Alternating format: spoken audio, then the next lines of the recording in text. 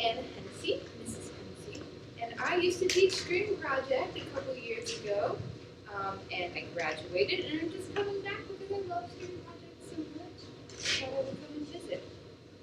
Not last year. Yes, last spring. Yes, because I think I met you before. Now, who have I not met yet? Let's start with you. What is your name? Gabriella. Gabriella. Cheyenne. Caleb. Taylor, excuse me. Gabriella, Cheyenne. Taylor. Yara, yes, and great to meet you guys. Okay, so we're going to work a little bit on minuet. Did you guys learn about the history of this piece at all yet? Let me share with you. This piece was written by a composer named Handel in the Baroque era, many hundreds of years ago, and he wrote it specifically for King George, who was the King of England at that time. King George liked to show off that he was the king, and so he devised this wonderful celebration where he would sail this grand ship down the river Thames, which is a big river in London, and at the same time as his ship was passing, these gigantic fireworks would go off. Very exciting for the year 1717. Think about it. They didn't have light bulbs.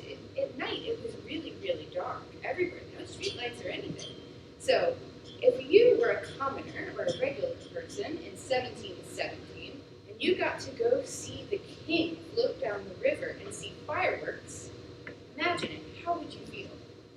What do you think? Mia?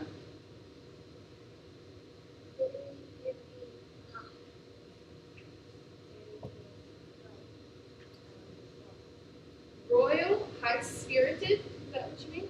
Anybody else? Any ideas? Excited, maybe, to see the king? Excited to see the king in all of his pomp. We would probably have very good manners, yes? So those are all the things that we should try to remember while we're playing this piece. Not just reading the notes, but being very excited. So right from the beginning, forte. Well, let's try it, shall we? Close on the string. Let me see your best position. Scoot to the edge of your chair. Your feet don't reach. Your feet on the floor. Great. Check that first note that you have. I believe everybody has a G. Can you softly play your G? Let's make sure we're in tune.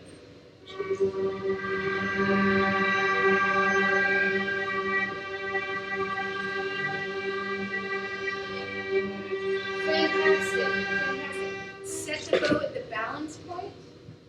And we're all going to start forte together. All right? 1, 2, 3.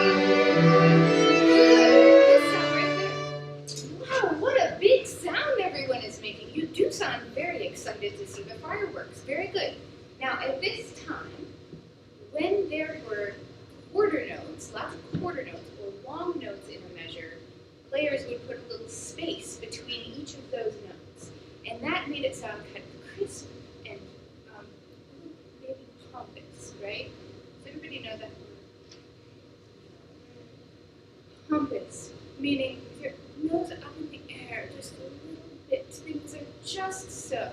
Things are clean and precise and very fancy. So this happens a lot in the cello part, where you go, things can get a little boring if you don't put a little lift in. So can we hear cellos in measure 9? That's good. And what you want to do is not just legato, put a little lift as if you're kind of scooping the note. And this goes for all of us when we have these. Can we try?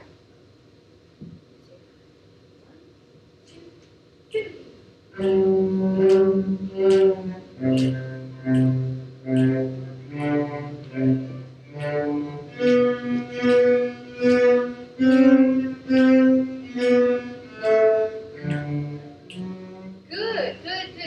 So when you start this stroke, everyone, you want to have a little bit of friction in the bow. And I'm just going to use your bow as an example. You set it on the string, and then use your first finger. Everybody put your bows on the string. Use your first finger to apply a little pressure to the stick, pressing the stick just a little closer, just a tiny bit. So you'll push your bow off with that little bit of pressure and let it go. And the same thing with the up bow.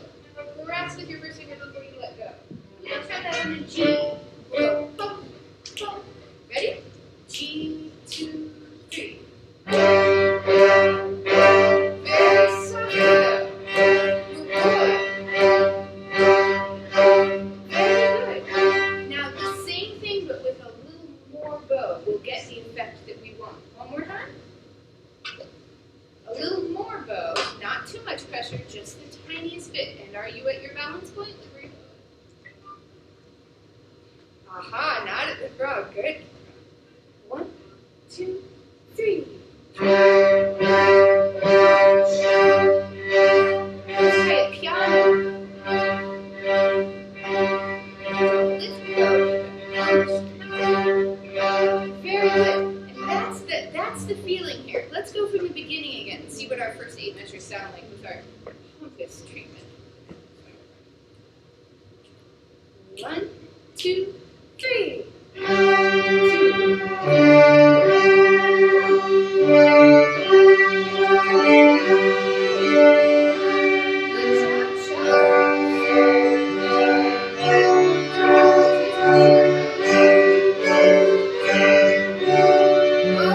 beautiful, so beautiful. Good. So for the second part, we have this beautiful note.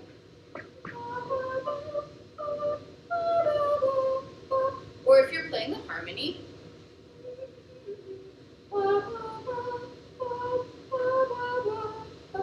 follows the same line, right? So, if you were to look at fireworks, you would also probably have a feeling of, whoa. Do that with me. I know it's weird. Ready? 1, 2, 3. Whoa. What did our voices do? They went up and then. Okay, so first, second, third violins. Sorry, I have to take our word for it. What does your melody line look like? They're little phrases that the notes go up and then back down, and then up and back down. We see that. Measure 9, the notes go up. Measure 10, they go down. Right? Okay. So, bear with me. Can we say fireworks light up the sky? Fireworks light up the sky. Do that with me. See what we're doing? We're getting louder and softer. Everybody say fireworks light up the sky. Go.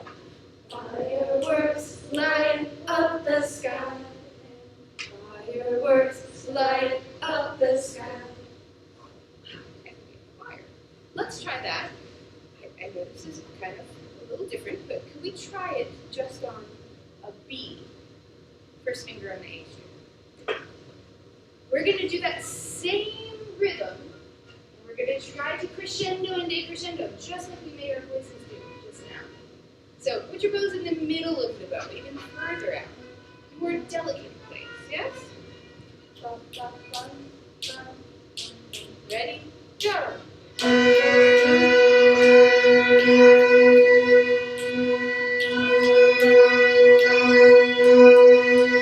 Great. One more time, keep your bows right there in the middle. Can we put separation between those? Fireworks light up the shore. Got it? 1, 2, go.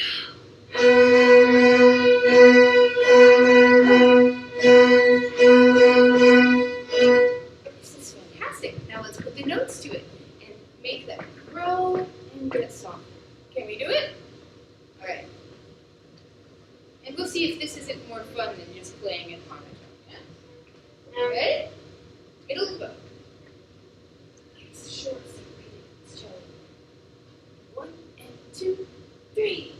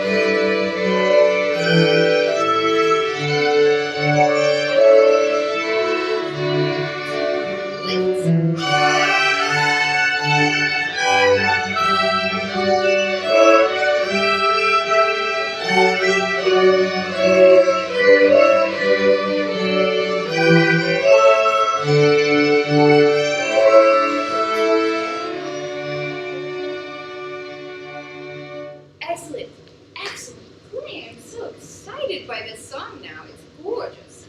Now, what happened in the last 2 measures that we were doing? It's musical. Something special. You're slowing down.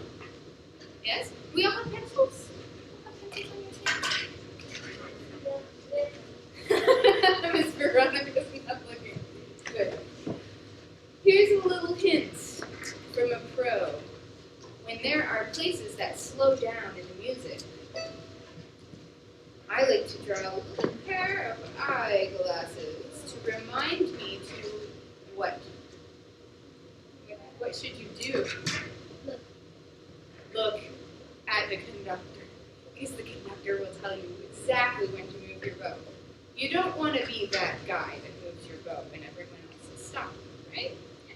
So, if you would, if you don't already have this drawn about your music in that second to last bar, please draw a little pair of eyeglasses. You can make 2 little circles and then some little arms off of them. Even little eyeballs at the top to remind you to look up here. Now, we're doing that because it says molto rit in our music. Who knows what molto rit means? Anyone? Yeah, well, actually, molto means... So, yes, Yes, does anyone know the Italian words? Do they know what the Italian words are? It's okay.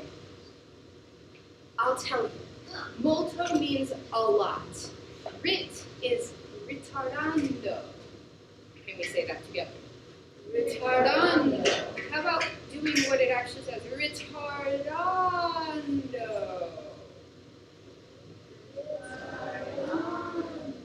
That's right. Okay, let's do this together. The last 3 measures.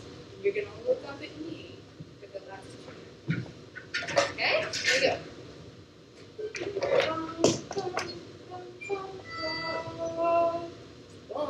Ready? 1, 2, 3.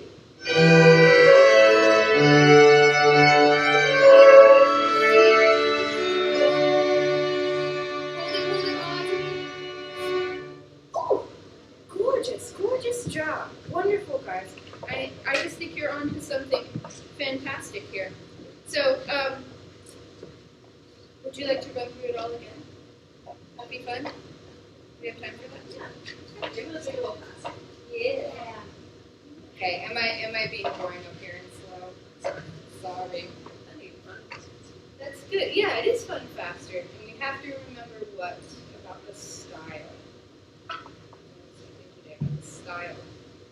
Punk's style. How do we get that across? Any good? No, we didn't learn anything in the last. What are we going to do with our quarter notes? I know the cellos know what to do because their quarter notes are short. Okay. We're going to treat them with pump. Gabriella, you have something to say. Scoop them. Scoop them. Is that good? Okay. Energy and shape. The balance. Everyone should be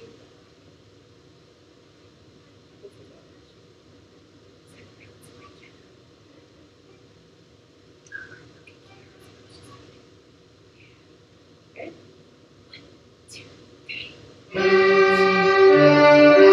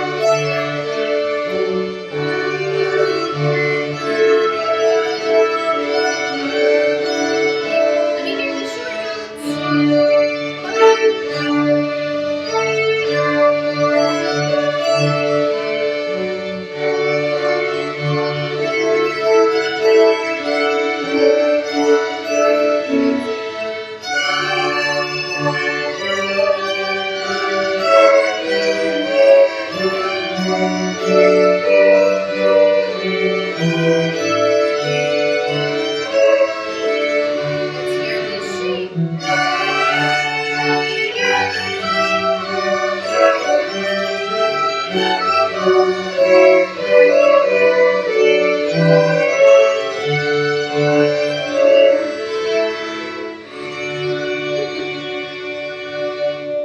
Absolutely lovely. Very good job, everyone. Thank you so much for letting me visit the classroom. You guys are so cool. Miss Veronica, you want to wrap up?